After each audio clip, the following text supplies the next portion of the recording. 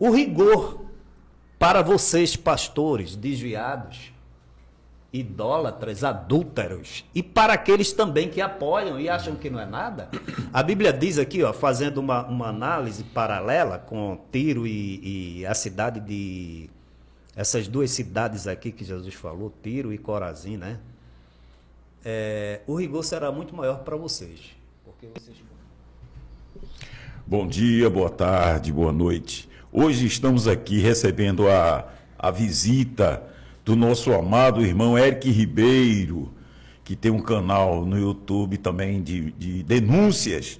E também, como todos sabem, nós estamos aqui mais uma vez para, eu acho, insatisfação de muitos, o nosso amado irmão Josué, que é um incansável, é aquele guerreiro que não cansa de denunciar. Quanto mais se bate em Josué, mais Josué está aqui para denunciar. E nós estamos hoje diante de uma situação que acho que perdurou aí nas mídias sociais, um caso de um pastor presidente da Assembleia de Deus da cidade de Picos, aqui no estado do Piauí, o estado vizinho nordestino, em que durante 6 anos,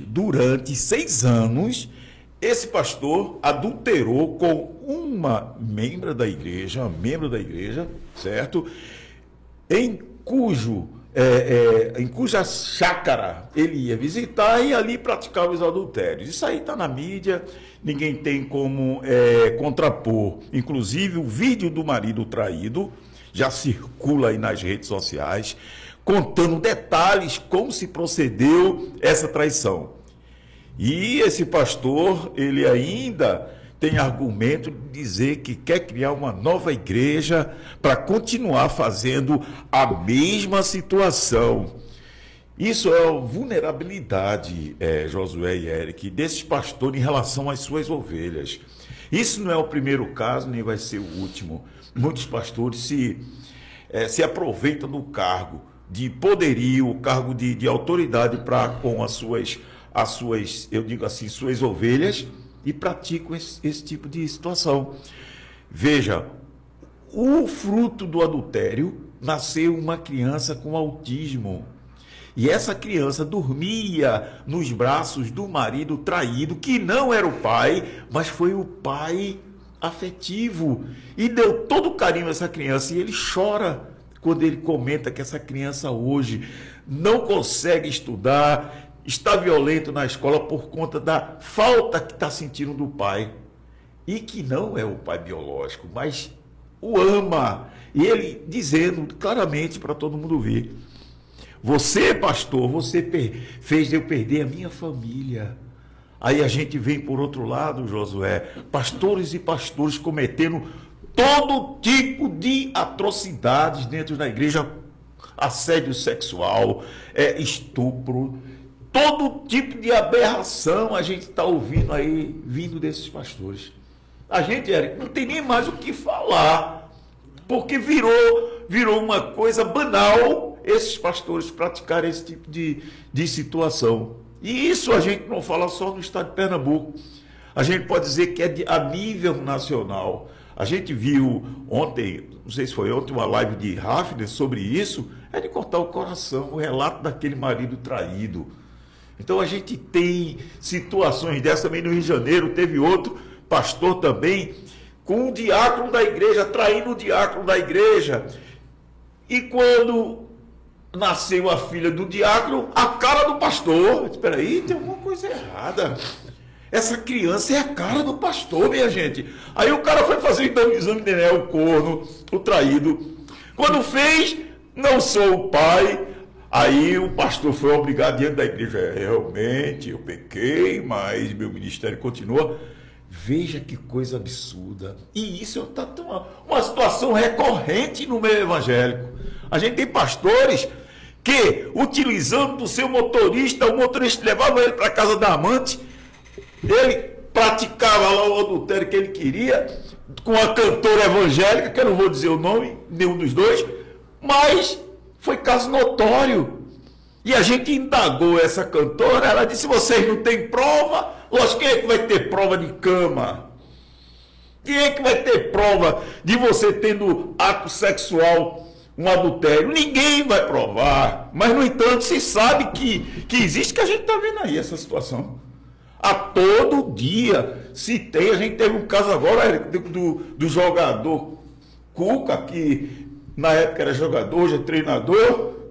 Lá atrás ele praticou. Agora a turma está em cima dele. Olha, você praticou um estu e agora você não pode mais dirigir o Corinthians, nem time nenhum. O cara está caindo em desgraça. Então são atos que a própria sociedade repudia, mas que a igreja não. A igreja acha natural. Natural, meu pastor.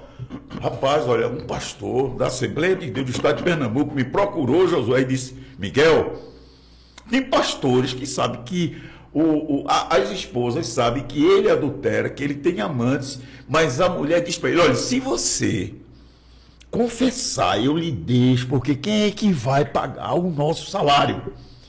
Então, se tornou uma coisa banal. Agora, o pessoal tem medo de denunciar. Só que a gente não. Eric está cansado de denunciar no canal dele. Josué também. Eu também não tenho medo, não. Eu denuncio. Quem fizer coisa errada, eu não tenho um rabo preso com ninguém. Eu não estou vinculado à igreja de ninguém. Eu sou livre no exercício, no pleno exercício da liberdade de expressão. Por isso que o podcast é esse aí, pode expressar.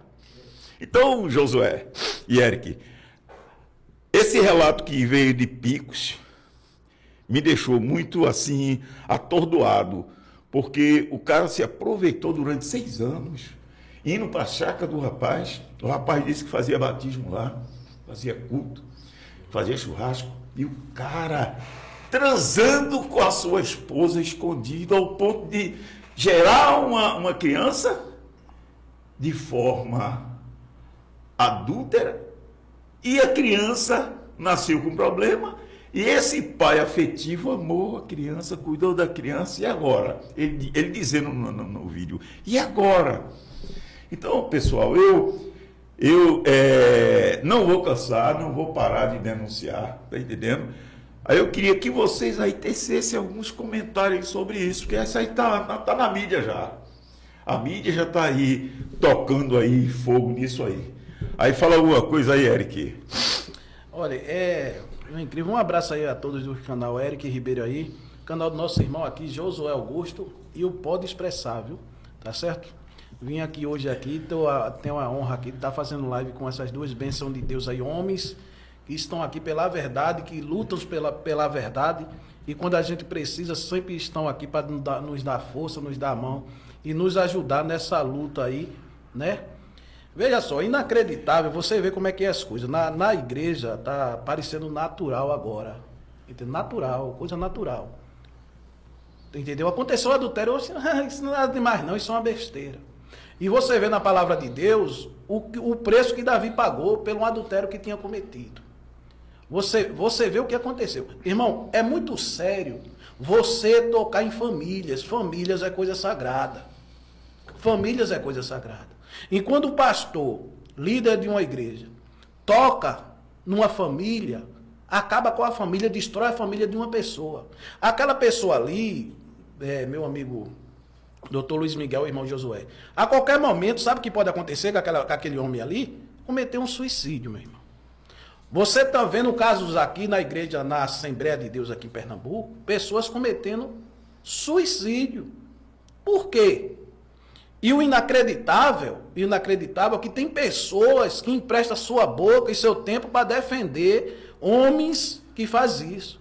Eles têm que ser responsáveis e têm que ser punidos pelo aquilo que ele fez. Agora é inacreditável um pastor cometer um adultério, destruir a família de um rapaz, ter até um filho com a esposa do rapaz lá, e depois fazer uma live, que eu aqui divulguei aqui no canal, a live dele, cheio de direito, ameaçando os pastores e ainda dizendo que vai abrir uma igreja e dizendo ao povo, não vá lá mais não, vem aqui, vamos para cima, estamos aqui pela verdade. Isso aí é a pessoa ser muito mau caráter, viu, meu irmão?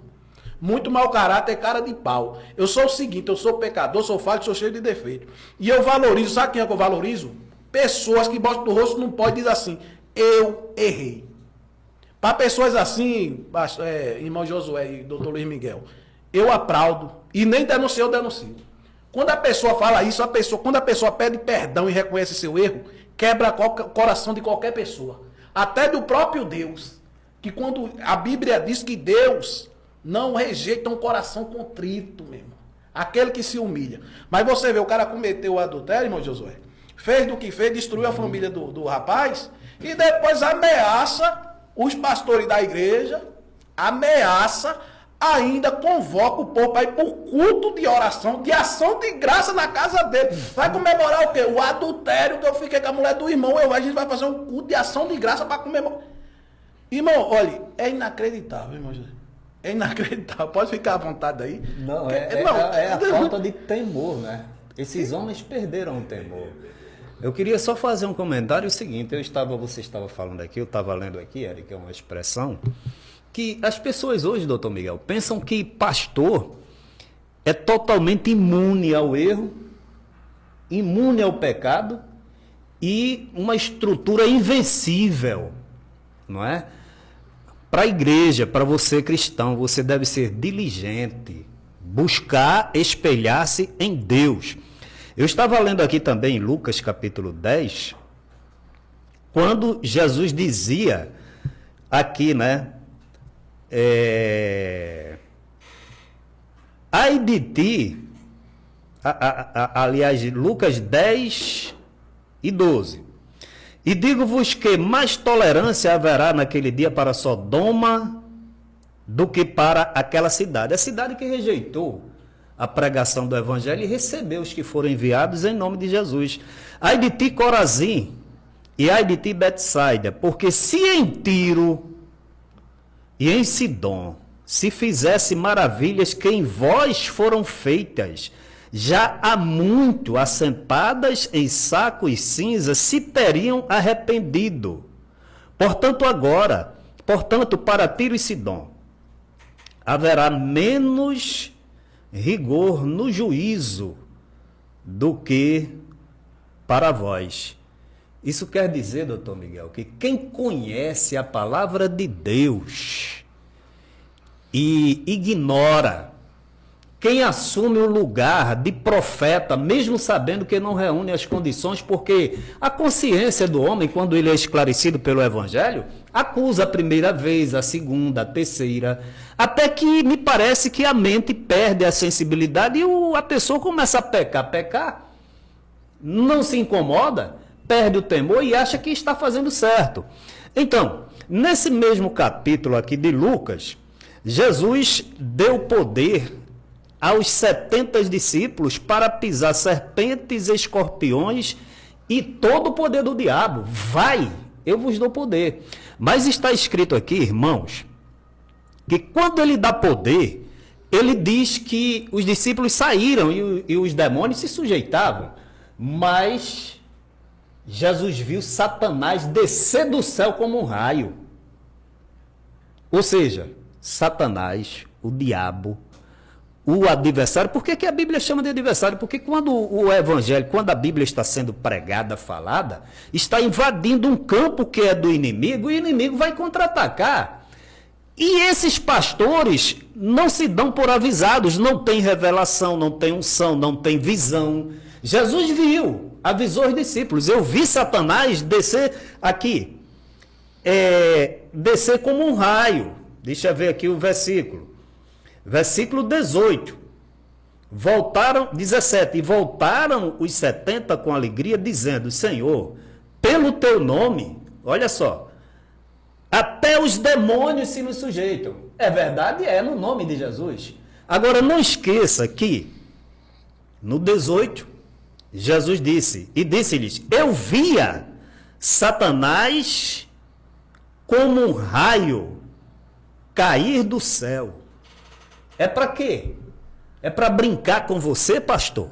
É para brincar com você, igreja? É para brincar de ser crente? Não, é para atacar ele e reduzir a nada e combater as obras do Espírito Santo de Deus. Porque conforme o evangelista João, Ele disse que para isto o Filho de Deus se manifestou para desfazer as obras de Satanás. E se você, meu irmão, minha irmã, é o que a gente tem visto aqui, Eric, diariamente, diuturnamente, são as pessoas brincando de ser crente, porque pensa que aqui as suas denúncias, as minhas denúncias, as denúncias do Dr. Miguel, do Pode Expressar e tantas outras, pensa que é brincadeira. Nós estamos apontando, não é, as trincheiras e os ataques do diabo contra o evangelho. Você está brincando, você pensa que pastor é imune. Aí é isso, uma série de pastores parece que estão caindo, doutor Miguel, em cadeia, uma reação em cadeia. Porque antes de começar a live eu estava ali mostrando aqui outra postagem de um depoimento de outro adultério, outro escândalo. E como o nosso irmão Eric falou, parece que não acontece nada, que eles querem continuar na igreja. Ficou banal. Ficou banal, vulgar. Então, concluindo, o rigor para vocês, pastores desviados, idólatras, adúlteros, e para aqueles também que apoiam e acham que não é nada, a Bíblia diz aqui, ó, fazendo uma análise paralela com Tiro e a cidade de... essas duas cidades aqui que Jesus falou, Tiro e Corazim, né? O rigor será muito maior para vocês, porque vocês conhecem a palavra e nada fazem. Josué, a gente tem um parâmetro para fazer uma análise sobre o comportamento desses pastores, Eric. Eric, você é jovem, muito mais jovem do que eu e do que Josué. Você não alcançou os verdadeiros pastores que nós conhecemos. Eram verdadeiros pastores. Muitos deles, Eric, iam de ônibus para a igreja. Eram paupérrimos. De bicicleta. Bicicleta porque não tinham todas as Exatamente. linhas de ônibus, Hoje a gente tem pastores que só andam em carros blindados e de 500, 600 mil reais.